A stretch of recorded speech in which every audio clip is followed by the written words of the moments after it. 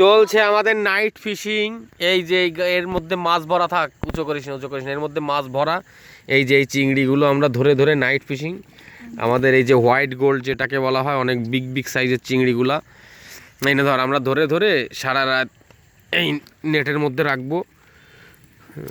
40 KG 50 KG 60 KG করে আমরা ধরি এক এক রাতে ধরে ধরে, এই যে এর মধ্যে রাখবো, এইটা চলে যাবে। হ্যাঁ, এর মধ্যে সারা রাত কি একটা মাছও মারা যাবে না।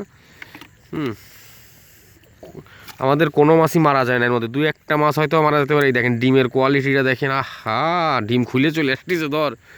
আর এই যে এখানেও সেই ডিমা চিংড়ি আছে, এই যে এগুলো ভেজে খাই আমরা, এই রেখে দিছি, আজকে ভেজে খাবো। আর এইখান থেকে এই যে এই মাছগুলো ধরে ধরে এই যে সব জিয়ে রাখতেছি, হ্যাঁ নেটের মধ্যে সারা রাত এরকম থাকবে।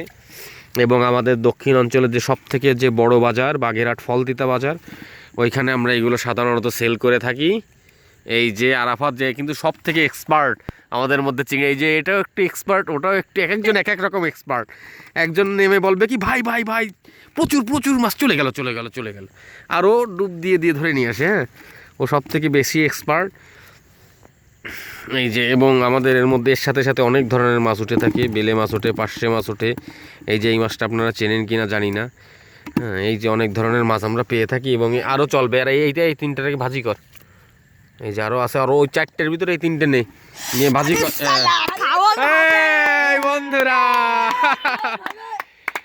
শুধু এই খাবার না, আমাদের আরও খাবার প্রস্তুত হচ্ছে, সেই খাবারগুলো আমরা দেখাবো একে একে করে।